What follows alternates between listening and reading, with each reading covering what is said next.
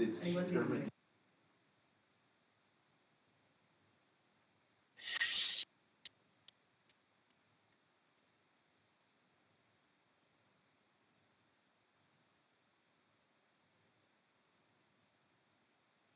I'm going to call the Strathcona Garden Commission meeting to order.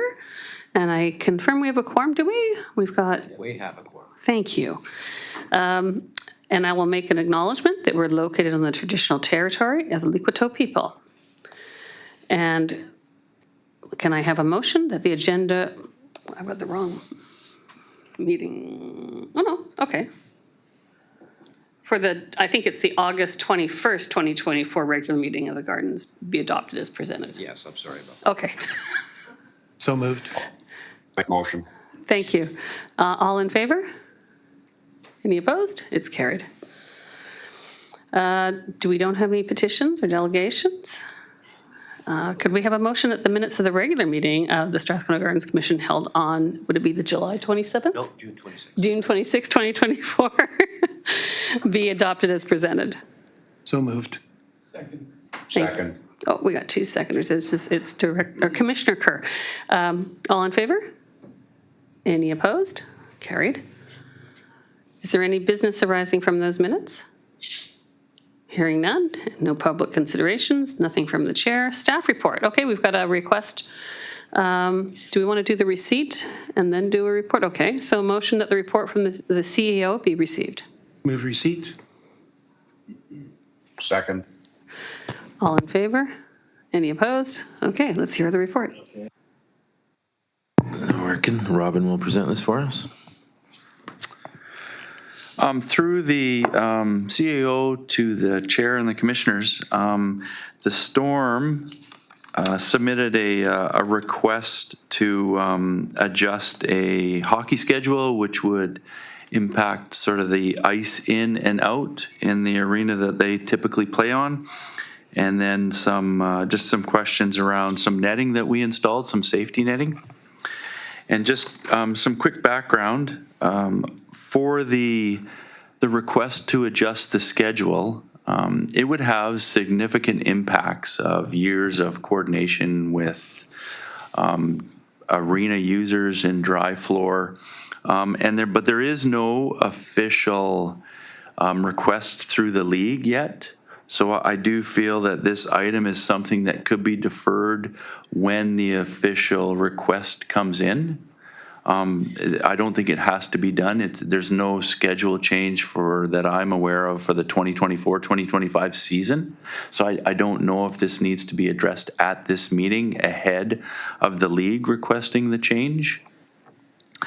Because that would affect other arenas and owners as well. So I think there's a little bit of homework to do before the commission has to make a decision on that. And then for the netting, we did reach out to two different suppliers. One was the installer of the existing netting that we put up, and one was at the suggestion of the Storm, a local company. They both agreed that it can be done, and they both agreed that it would be a bit of a challenge to operate after the adjustments were made, and they couldn't really, without having it installed and gone through the motions of adjusting up and then down and securing it, they couldn't really tell us how big of an impact it would be and how long it would take. So there's a bit of a risk there. And then there is in the report, we don't anticipate that it would cost more than $10,000 to do the adjustment. Just in case there are further adjustments after it's installed that are needed that are outside of the quote. But we feel the $10,000 would more than enough cover it. And then there's some options just for the commission's consideration. So if I can, Madam Chair, just a little background. It's maybe often isn't the right word, but the Storm will come regularly with requests to change the schedule. And I'm sure you can appreciate this is a domino effect. Once you tip one, there's 7 or 8 more that's going to follow. And so then you're going to get complaints, requests, concerns from other user groups that, we change their schedule. So it's quite a complicated matrix, and the request we think right now that's coming from the storm is in anticipation of a junior hockey league schedule change. It isn't imminent. It isn't going to happen this year. And because of the disruption it's likely going to cause, we're suggesting that we push this down the road to make sure it is something that's actually going to happen. It wouldn't be, I don't think it'd be wise to make the adjustments and trigger all these other user groups and then find that they're not even, the schedule isn't even been changed by junior hockey. And the other request, again, we get several requests by the storm for a variety of things. And one was we put up some safety netting due to concerns that's been raised by some of the patrons out there. We put the netting up. The storm don't like it. They do videos of their games. They do some charity events that, chuck teddy bears and ducks and stuff on the ice that the netting, you couldn't pass them by. So they weren't a big fan of it. So they have come back and said, hey, is there any options we can look at? And so there's obviously an option you can install some kind of pulley system that we've collaborated with a contractor and said, yeah, you can do it. We're not 100% sure how it worked. We have a financial impact that it would have. And if the commission endorses that, we're happy to put it up and see how it goes.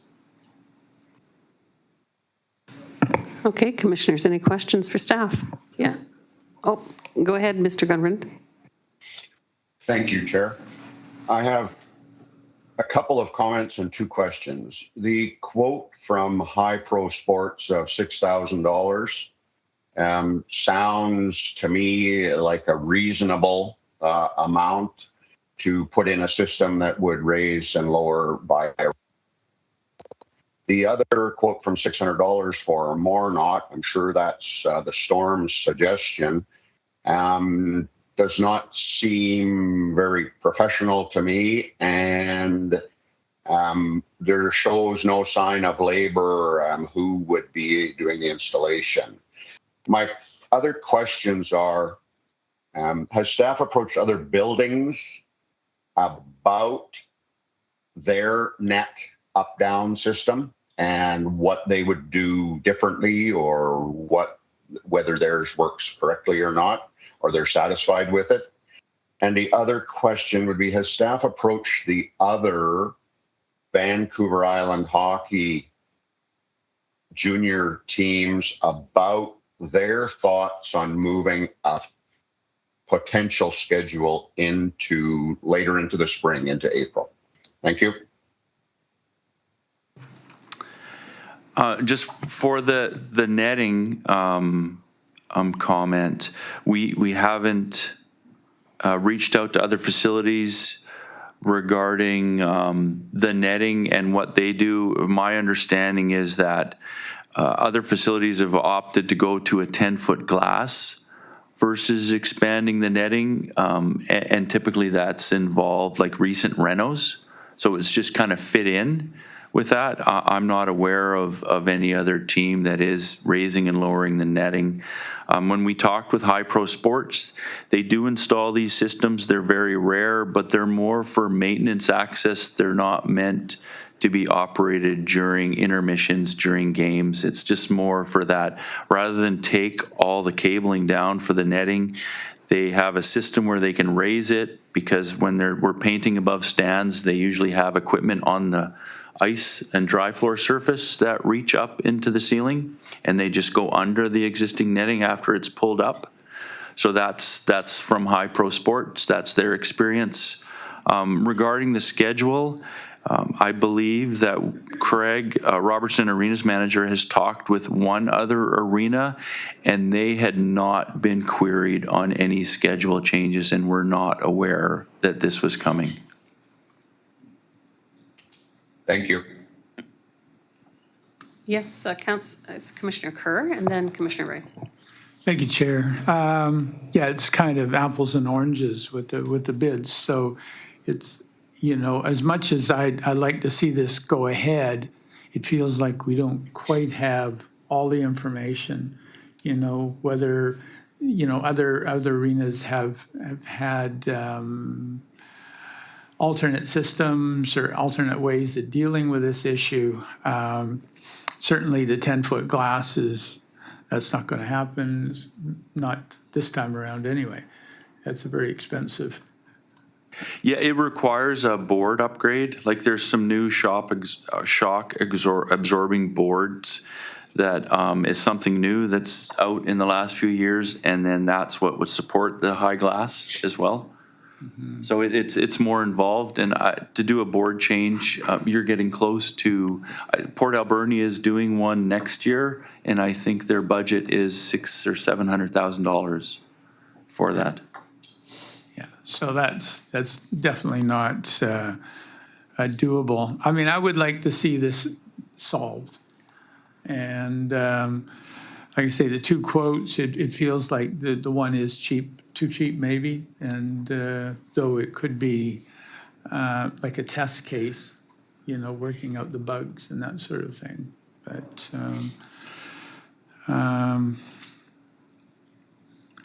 yeah, it just feels like we don't have. I mean, if I was doing this on my house, whatever, that I would just get a little bit more information. Yeah, if I can, Madam Chair, I would agree. Like they've asked us, we kind of explored without putting a lot of time and effort into it. I think what other areas have is they have either glass or they have the netting, and the netting doesn't go up and down. So it's there or it's not there, or they have glass. So we consulted with a local guy. You can do it. I don't think it's the norm. But look, it's netting. You install some kind of pulley system. You can pull this thing up and down, and then you'll discover the issues that you have, and maybe you'll modify that a little bit. So I don't think it's that traditional. So we came back and said, okay, look, if you want it to go up and down, it's plus or minus about $10,000, and there'll be some tweaks to it. But I don't think there's many off the shelves. I don't think they raise and lower them. That's not the norm. Yeah.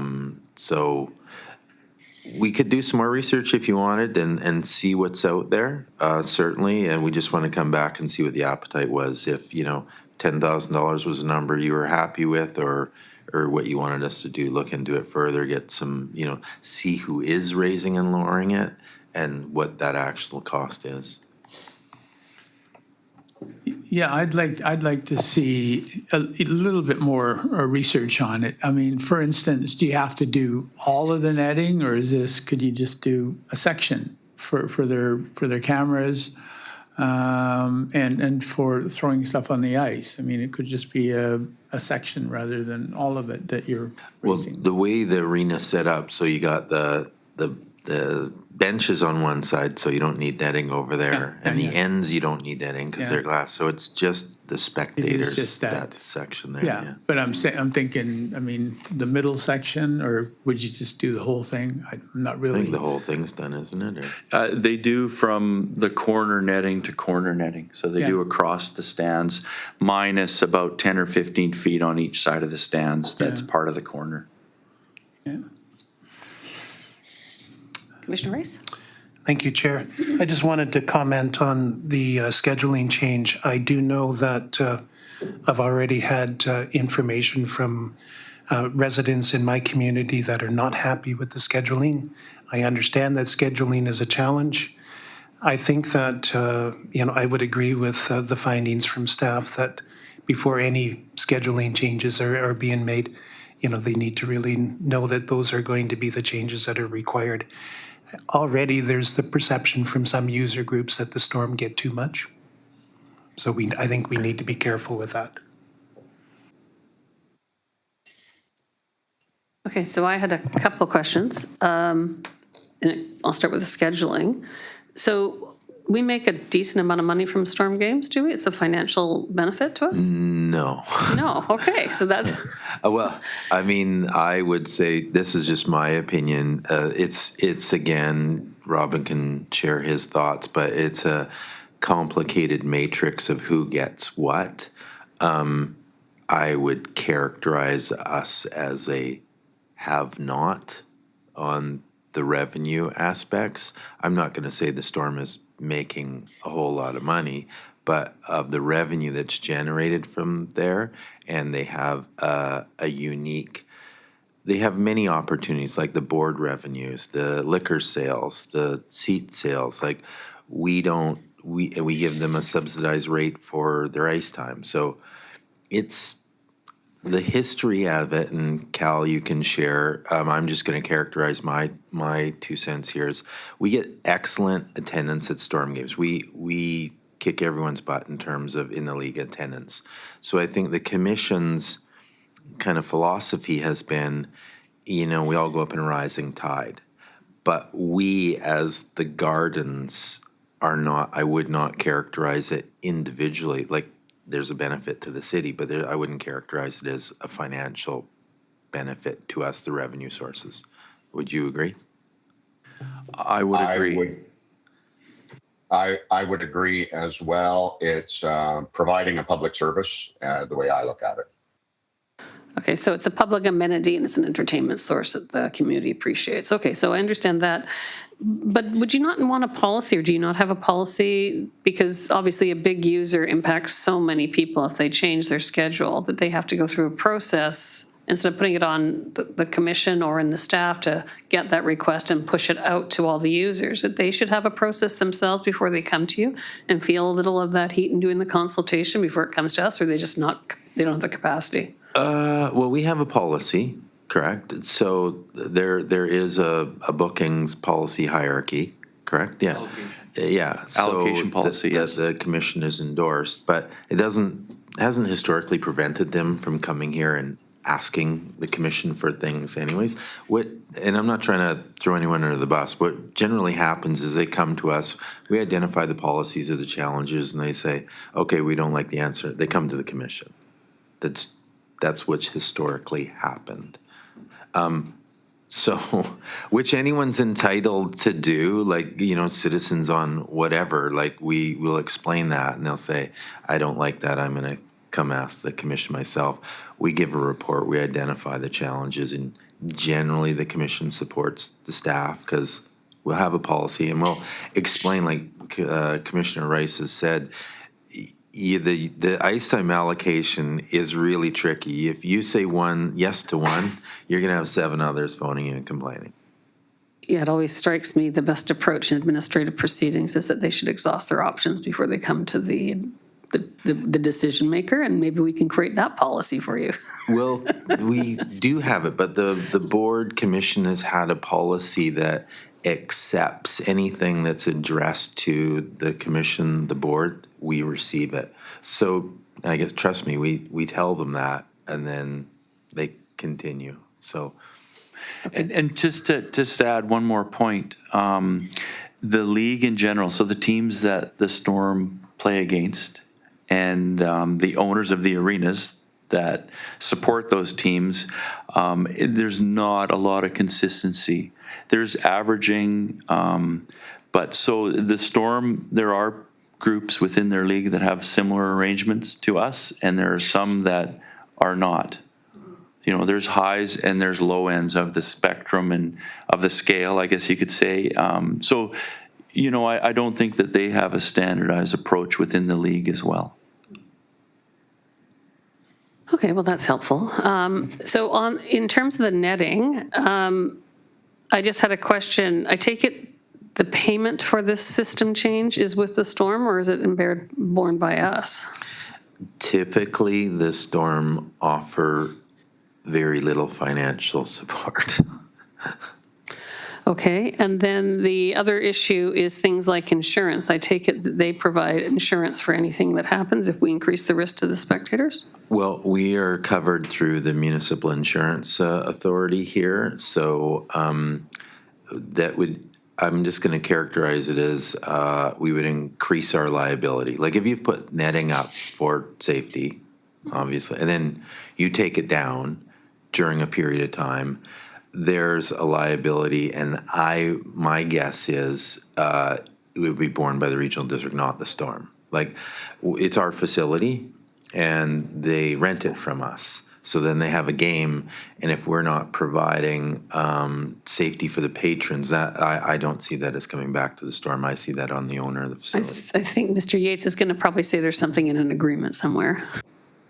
Actually not, Madam Chair, but I was going to say that we have had a couple of claims made by patrons who've been injured by flying pucks over the years.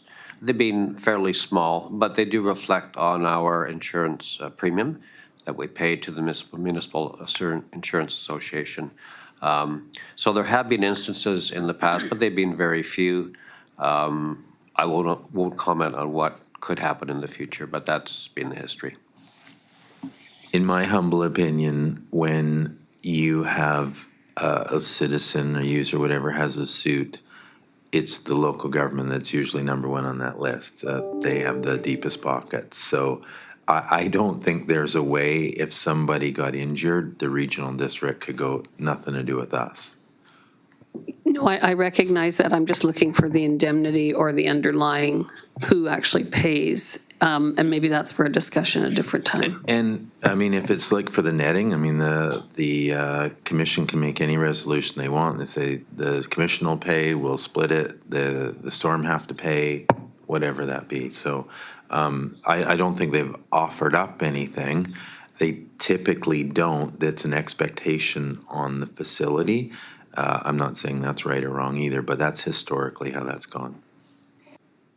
So this is a question for Mr. Yates. Is there indemnities involved with big sporting events being held and other users? I would hope there was, but perhaps I'm Other incorrect. facilities I can't comment on. I don't believe there's any indemnification clause in the current agreement with the Storm whereby if there's an injury as a result of their activity on the ice, that somehow they are going to reimburse the regional district for any damages. I don't believe that exists currently.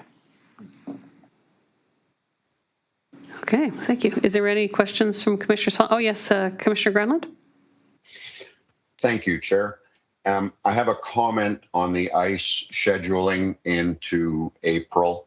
I believe there's 10 junior hockey teams on the island that play in a particular league. And I believe there's another 10 in the Pacific Coast, which is basically the lower mainland. And there's probably 20 teams in the Kootenay International Junior Hockey League, which ranges from Spokane, Washington, to Williams Lake and Quesnel, to Revelstoke, to Summerland, etc. And none of those teams own the building. They all go through a process like the Storm goes through. And I would venture to say that all roughly 40 of those buildings shut down at a similar time as Strathcona Gardens does for other events, i.e. lacrosse, dry floor, or home shows, garden shows, et cetera, et cetera. So if the leagues could want to do whatever they wanted to do with timing, they could want to go from February to November if they wanted. But if the building owners say, no, we can't do that, then their scheduling dream would be over. They have to play within parameters that the buildings are feasible for ice events and dry floor events. And so I think if push came to shove, the Vancouver Island League or the Canberra River Storm could want to do whatever they wanted to, but as a full provincial body, I don't think it would happen. That's my thoughts. Yeah, and if I may, Madam Chair, I would concur. I think, we're not unique to anyone else in terms of facility use, and the challenges of changing that window of scheduling to every facility, I think is something that maybe is underestimated by those that are thinking of changing the schedule, because it's super complicated and you're going to get tons of complaints.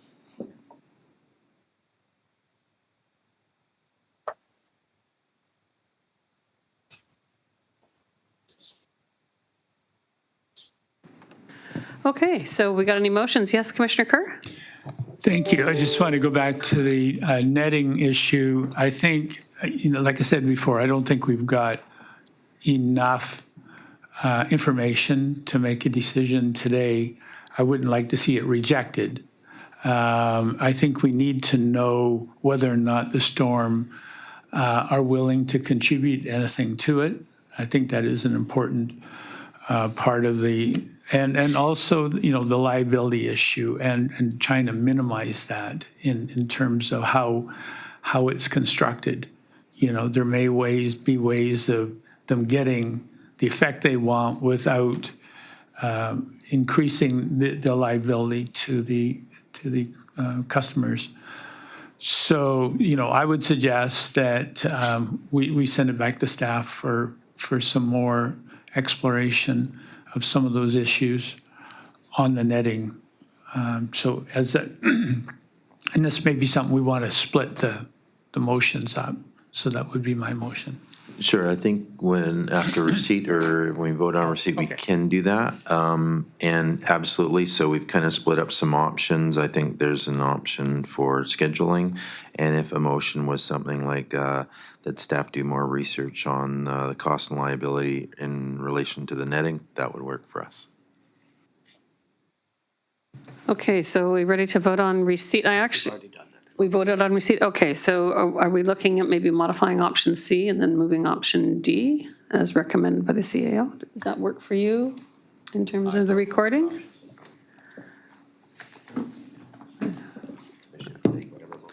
I need a motion. I I'll believe, make the motion. okay, I would move option C and option D. And I'm sorry, I don't have them right in front of me right now, but C is explore further options, costs that would support safety and reduce the current barriers to the storm's issues. And option D is the arena schedule remain unchanged and reviewed once further league scheduling is confirmed. Second. Okay, is there any further discussion on this? Is that sufficient for staff? Yes. Okay, thank you. All in favor? Any opposed? That's carried. Would it be possible to look at potentially maybe a motion from the floor that with VICC meetings, having a group of the users, like the various people who provide facilities get together, like maybe working with the other local governments? Because it sounds like we need maybe a conduit in terms of being an association of providers of facilities. yeah, I don't know if you guys already have something like that or what you do. Don't hold your tongue. Yeah, we could go through the RFABC.